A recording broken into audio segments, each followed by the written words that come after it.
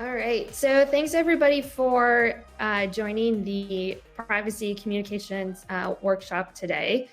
I want to take you through a couple of key considerations that we think about from a communications perspective for both founders and VCs when you're thinking about communicating your privacy narrative and story and helping to differentiate your company or your portfolio when it comes to privacy tech. So just a little bit of background, I'm the CEO of Discernible, which is a communications firm dedicated exclusively to security, privacy, and risk organizations. So I have spent most of my career consulting these particular organizations. Most recently, I ran security, privacy, and engineering communications at Uber. Before that, I had a very bumpy and heated experience running similar programs at Facebook. And I actually was running the same function at AT&T during the NSA revelation. So to say that I've kind of seen it all in terms of security and privacy, I think is an understatement. And I'm really excited to be able to share some of the insights that I've learned over my career with all of you today. So I want to make it really clear kind of what we're walking into when we talk about the privacy community. A lot of conversation has already happened today about the human rights element to privacy, as well as kind of the contextual and cultural elements. And that is critically important to understand as a company that is investing in this space or a company that's trying to sell solutions and services in this space. So first and foremost, I think it's really important to note that privacy is not security. Particularly from a vendor perspective. There are a lot of overlapping concepts, areas, use cases, and applications, but it is really important to understand who you are speaking to and what you are speaking about in regards to data privacy or data security. They are not one and the same, although, like I said, they do share some characteristics and some specific applications. One of the other things that has been touched on a lot in the sessions earlier today as well is just how multidisciplinary this community is. It is not all lawyers. It is not all engineers. It is not all policy professionals. It's actually a combination of all of those things. And quite a few of us who live in this space are here because we are passionate, we are mission driven, and quite frankly, we're professionals. We have experience and expertise in this space. And when we look at startups or we look at VCs, what we're really looking for is somebody who understands that community, understands our goals and the outcomes that we're trying to achieve. There's also a great deal of public scrutiny, and the stakes are really high when it comes to privacy. One of the things that I think is often overlooked by a lot of startups in this space is the fact that compliance is simply not good enough. Meeting a legal requirement does not get you a gold star in the realm of public opinion or reputation management. You don't get credit for doing the bare minimum. And there is a lot of scrutiny for how much or how well these solutions work, how well they enable consumer choice, and how well they are actually improving the user experience more so than just covering the obligations of the company itself. And then the other thing to be really mindful of is that there are a lot of internal and external politics around this. Michelle mentioned the politics in privacy book in the last panel. It's really important to note that politics is shaping a lot of this because politics is essentially a reflection of our culture and our values. There are a lot of push and pull metrics inside a company in terms of who gets to decide which solutions are purchased when it comes to privacy, who actually owns those services. I think one of the misses that we've seen in some of the incumbent privacy tech solution providers to date has been a lack of recognition that selling something to the lawyers does not mean that the engineers are going to adopt it or want to use it. In fact, quite frankly, a lot of the solutions that are currently out there are derogatorily called spreadsheet candy or legal dashboards by the technical teams who are forced into using those solutions or those products that don't really work for their use case. They only work for the person who purchased the solution, and it doesn't take into consideration all of the internal organizational processes and relationships that actually need to be oiled on a consistent basis in order for that to work well for the end consumer. And again, the external politics, I think, are a little bit more visible for everybody here because we see a lot of this in the news.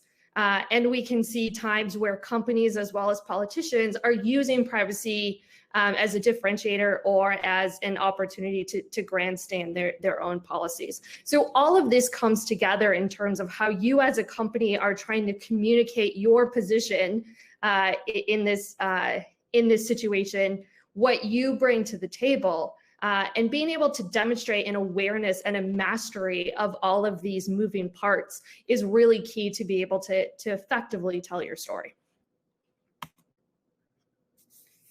The next thing I want to touch on before we get into too many details is just a foundation in terms of what do we actually mean by public relations. I am a firm believer in that, when I say public relations, I don't mean media relations. Media relations is a part of PR. It is one specific tactic within that arsenal of communications. But if you're really only thinking about press coverage or press engagement as measuring the volume of an output, what you're really missing is the value of the relationships that you could be building with everybody else in this ecosystem. And so thinking about public relations in a broader sense and using media when it is useful and when it is the right tool for the job actually helps you push your PR programs to measure outcomes, to think about what are the challenges that exist in the world for my business, what are the opportunities that I need to create or that I need to nurture in order for the business to be successful. And in fact, that's the starting point, is what are your business goals? You need to be able to articulate the challenges that you need to overcome, as well as the opportunities that you either need to take advantage of, or sometimes you actually have to create them. I hear from a lot of privacy tech startups that, quite frankly, their target customer, or even sometimes the advocates or the press members of the press that they're working with, they don't yet have the education level in terms of how things work inside of a company.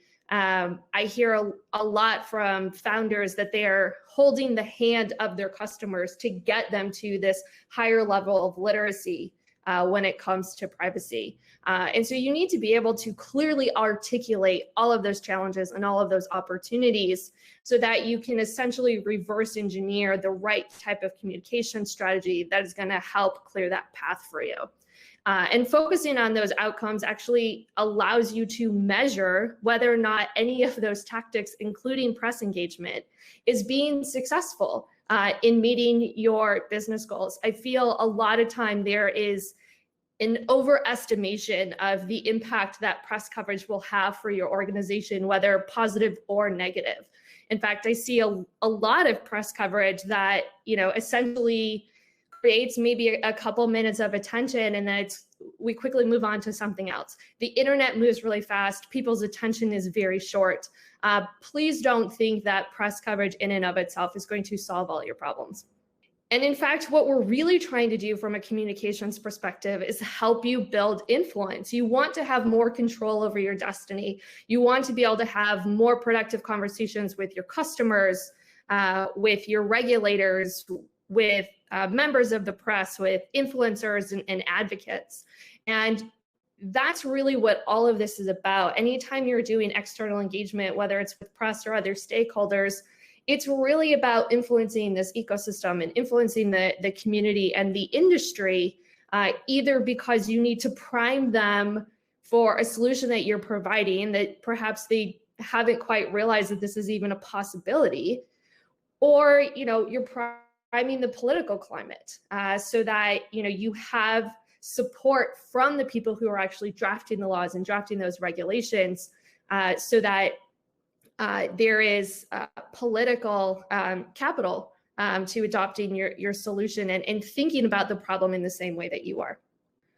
And so essentially at the end of the day, building influence is really about managing relationships. And so these are just a couple of questions that I suggest founders and VCs think about in terms of, before you put a lot of money into a communications program, and especially before you start engaging with media, you need to be really clear about who your stakeholders are.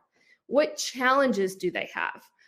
There are a couple of people this morning on the panels who mentioned that you need to be really clear about what problem you're solving. And in fact, I think it was Ben from Ensign who even mentioned that they made sure that they were solving a problem before they even attempted to do fundraising. You need to be really clear about the life and the experience of your customers. What kind of opportunities do they crave? This is actually something that we have seen be very successful from the security side of things is, CSOs and at the same time, CPOs, the chief privacy officers, and engineering leads, all of them are craving more influence and more ability to shape business decisions. So if your product or your solution is helping them gain more political influence inside their company, that is something to highlight. That is something to focus on. Help privacy gain a bigger voice and a more influential standing within the organization. And that makes people want to work with you because you're not just solving a problem for them, but you're actually elevating their status within the company. What do they actually need from you as a vendor? I see a lot of privacy tech companies that aren't actually solving a problem that customers think they have. Or perhaps they're speaking a different language or talking past each other.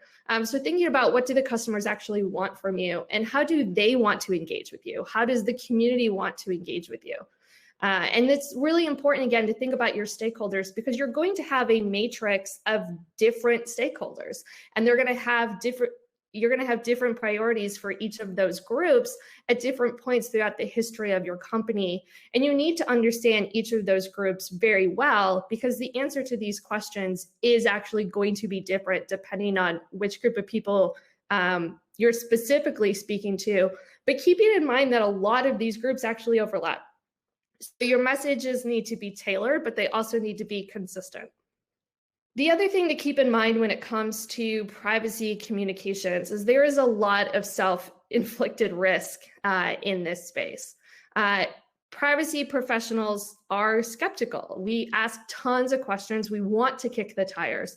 But if you can convince us that your goals align with ours, and if you can actually follow through on your promises and on the things that you are offering, privacy professionals are also very loyal believers.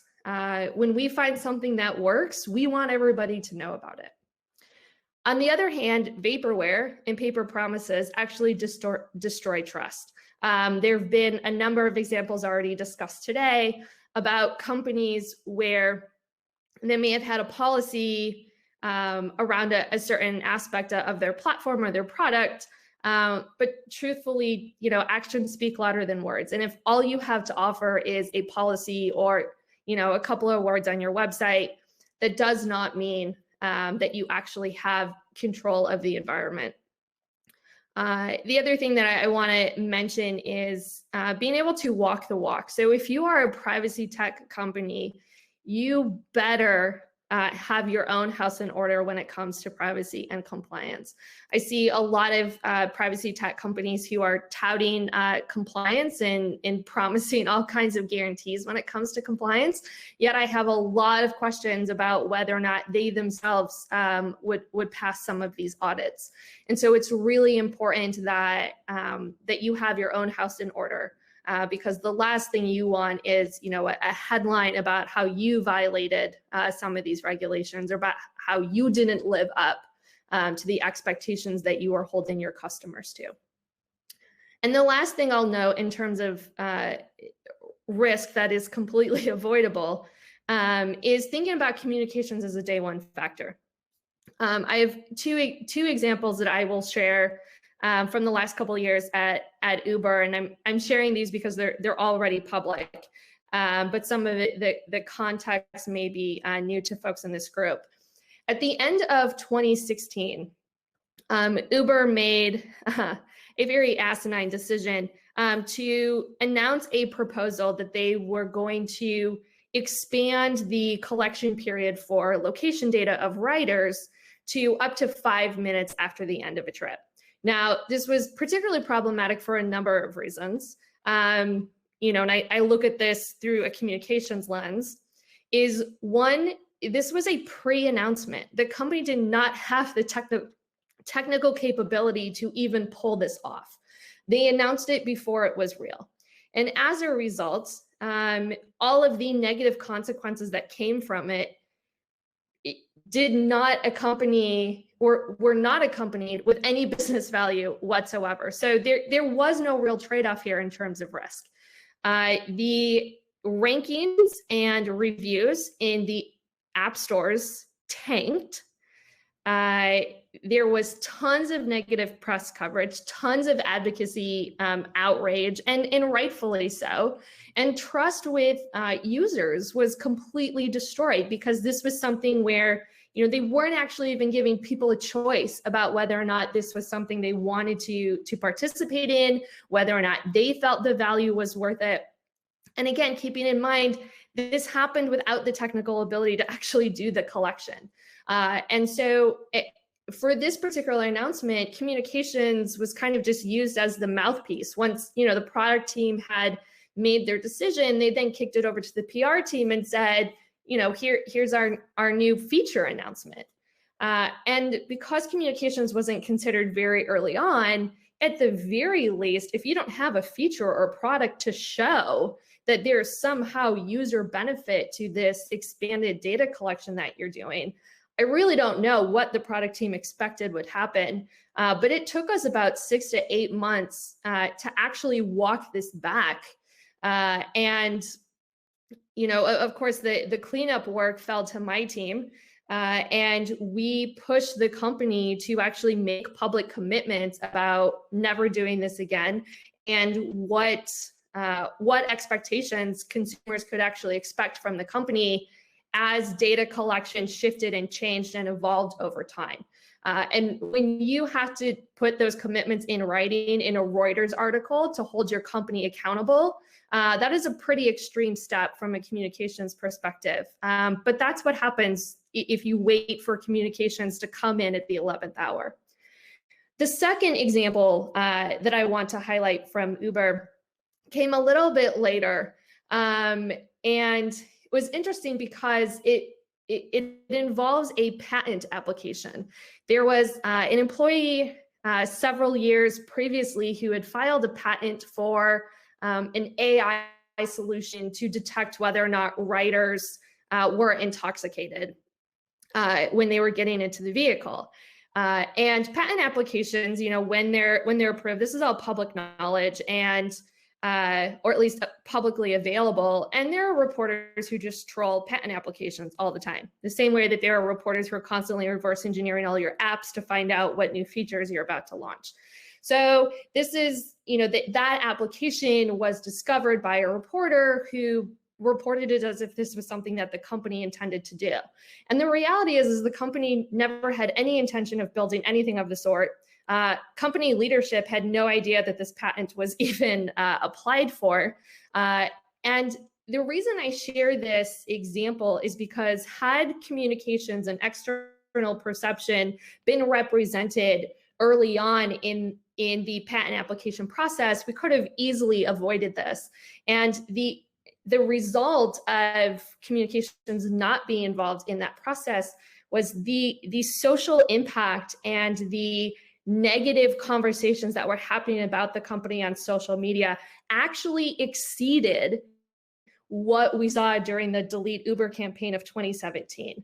So thinking about the fact that there's a lot of risk in the privacy space that has nothing to do with data breaches, that has nothing to do with intrusions. And it's just a matter of making sure that you're thinking about the external environment and ecosystem and broader community every step of the way through your business decisions, not just when you have an announcement to make.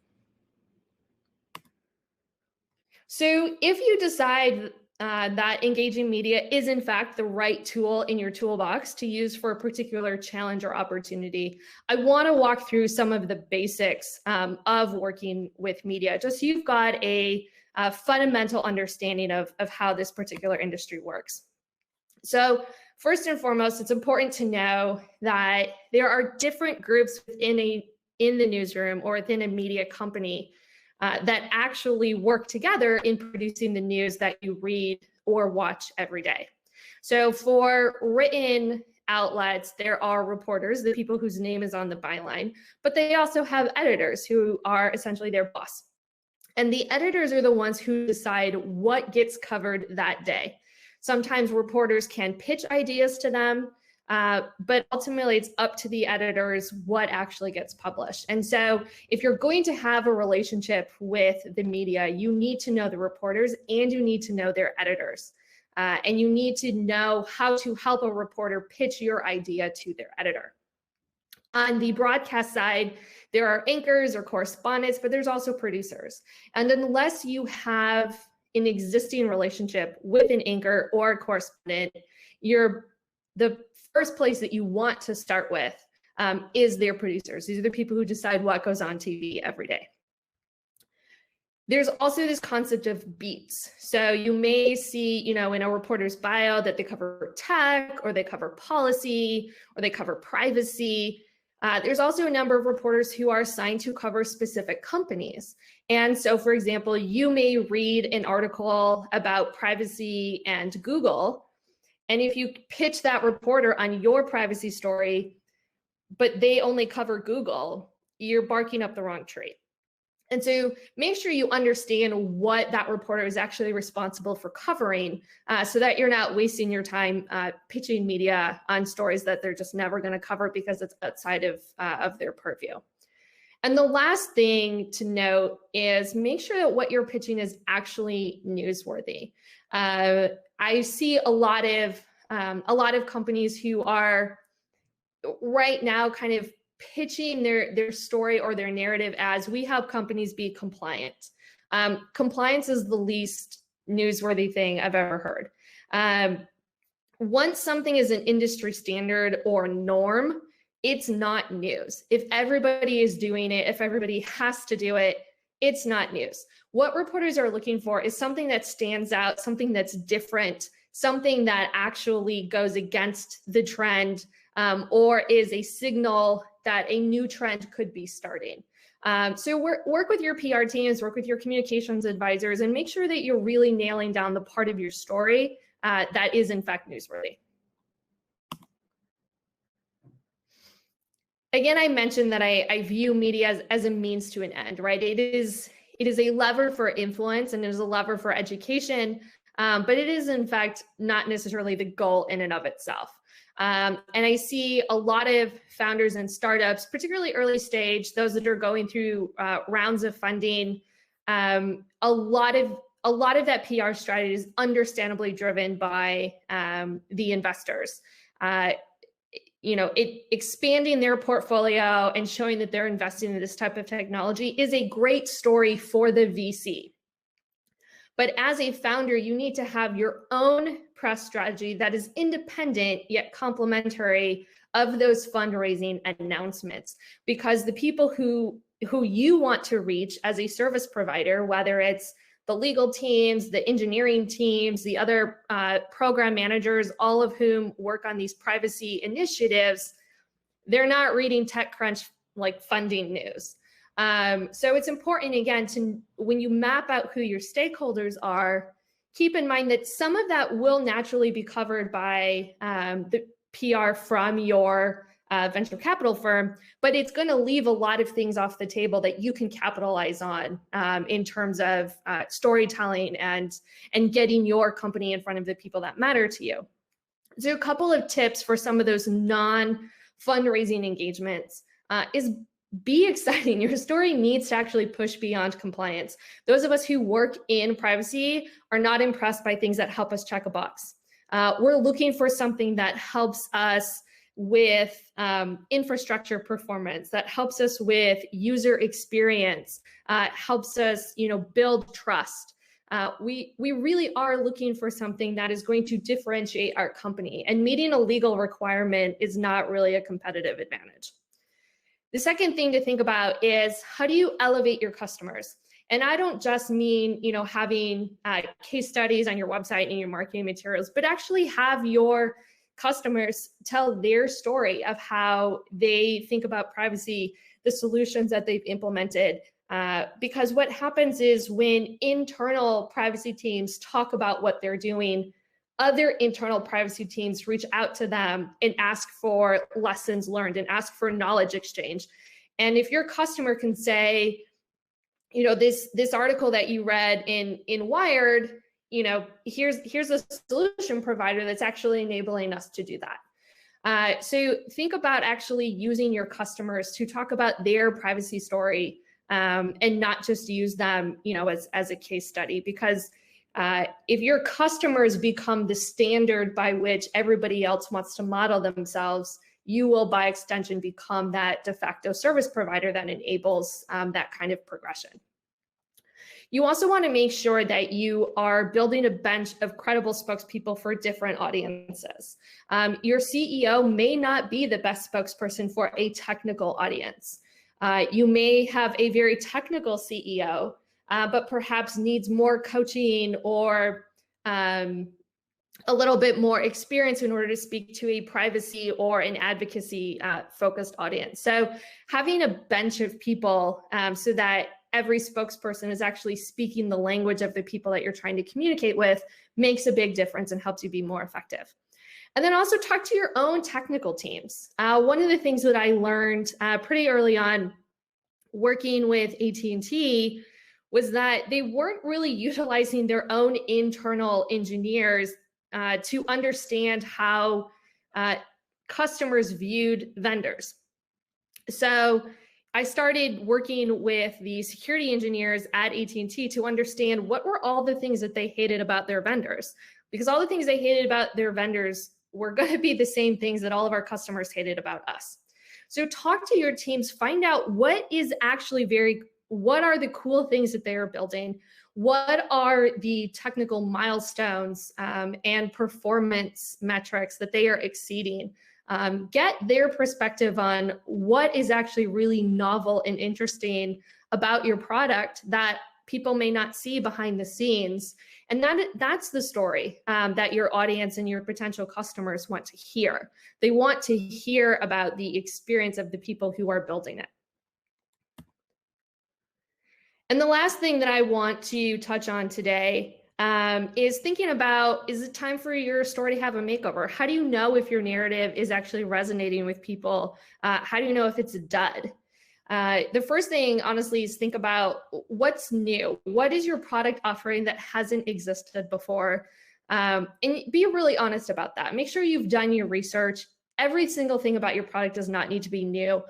You just need to have something that is new, that is compelling.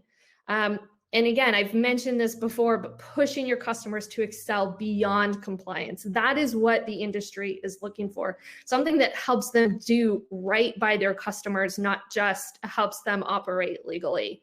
And one of the things that I talk about all the time with clients is, are your customers actually excited to talk about you? I talk to a lot of founders, particularly in the privacy tech space, who are naming incumbents as, these are the companies that we're modeling after. I don't see any customers who are actually very excited to talk about a lot of those companies. And the reason for that, and I will, speak from my former position as an in-house comms person, I don't want my privacy team out there in the world talking about how they outsourced privacy to some vendor so that they didn't have to think about it.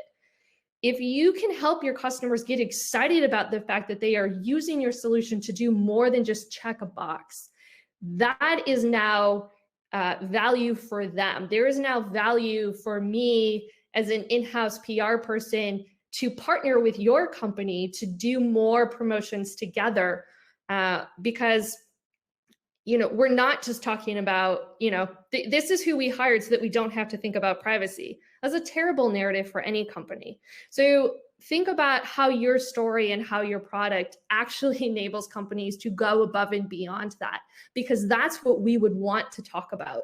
And pulling you in as a partner to be able to show how working with you helped us do something more. That's really where the value of having a customer story comes into play. And lastly, do you have a clear and exciting vision for your business with specific steps on how to get there? So I mentioned earlier that a lot of founders were finding that their customers or the marketplace perhaps were not as sophisticated or mature as the product or the service offering that they were building. If that is the case, and if you are one of those founders that is waiting for the market to catch up to you, you need to be able to articulate right now how you're going to get the market to that point and how you're going to help companies along the way. Because there are a number of companies who will start with you now and take that journey with you if you can show them what the end goal is and if you can map out that journey for them. So it is okay if you are above where you're at. We've seen companies do this before. Signal is a good example. Signal was definitely ahead of its time when Moxie first put out his protocol, and he sold that to other big tech companies for several years before his own product actually went mainstream. But you have to be able to articulate that vision and know how you're going to get there. And so with that being said, I think we have a couple minutes for questions. So I will jump back over to my other tab here and see if there are any specific questions. So it looks like there's a question here on how different are comms considerations for B2B and enterprise versus B2C privacy tech companies? And what's the difference between startups and large corps? So in terms of differences, a lot of it depends on what is the vision and the mission of the company. In terms of setting your whole comm strategy, your narrative and your vision, those aren't necessarily going to be different from enterprise or a B2B company compared to a B2C company. What is going to be different is the levers that are available to you to telling that story. So there are, particularly on the media side, there are reporters who will only talk about enterprise tech, and there are reporters who never want to talk about enterprise tech. So thinking about, even if you're a B2B company, what is the consumer-facing story that you can tell in order to engage with those types of journalists or those types of advocates? But your vision and your mission and the story and narrative that you're telling, it really has to do with who you are as a company and what you're trying to accomplish. Even if you're a B2B company, if you are selling this solution to enterprises because you believe in human rights and you believe that consumers should have access to the ability to exercise those rights, doing so through a B2B business model can actually enable you to scale and democratize that ability much faster, which is similar to what we saw with the Moxie and the Signal example. Michelle mentioned that visualizations and other comms tricks are necessary and that comms can be one-on-one too. Absolutely, I completely agree with that. We have lots of conversations with people who are essentially the opinion setters in the influencers within the community, and those can be one-on-one. And it's also a great way for you to get feedback from the people who are going to be kind of setting the pace and the tone for how others in the community and the industry respond to you. Are there any final questions? So Lourdes asks, what are some of the top comms pitfalls that you see privacy tech startups make? I think the most common one that I've seen over the last couple of months as I've been kind of heavily researching these companies is, quite frankly, there's a lot of them who are communicating their value proposition as, we'll take care of this for you so you don't have to worry about it. I can't imagine who you think what kind of privacy professional you think doesn't want to be thinking about privacy. What we really want is control over the execution of those policies and control over how the company meets those obligations and those requirements.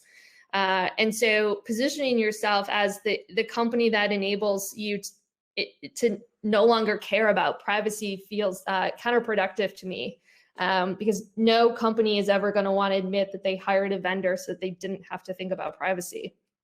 But I also think, and Lourdes, you mentioned this too, conflating privacy and security is also common. And I think part of the challenge is that in a lot of companies, particularly smaller companies, the people doing those jobs may actually be the same people. And so I may be responsible for security and privacy, which has been true at all of my jobs. But intuitively, I have to switch hats to do that.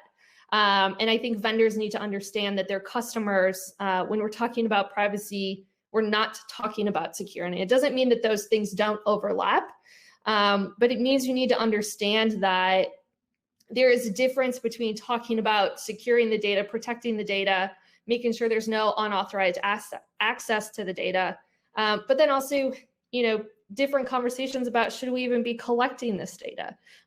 What are people's expectations for how that data is going to be used? Those are different conversations, and they're parallel, and ultimately they intersect at certain places. But privacy professionals can tell when a security company is trying to masquerade as a privacy company. And getting a question about what's the right tempo for doing press outreach, only when you've got a new feature to promote. How do you build and nurture those relationships without taking too much time for reporters who have full plates?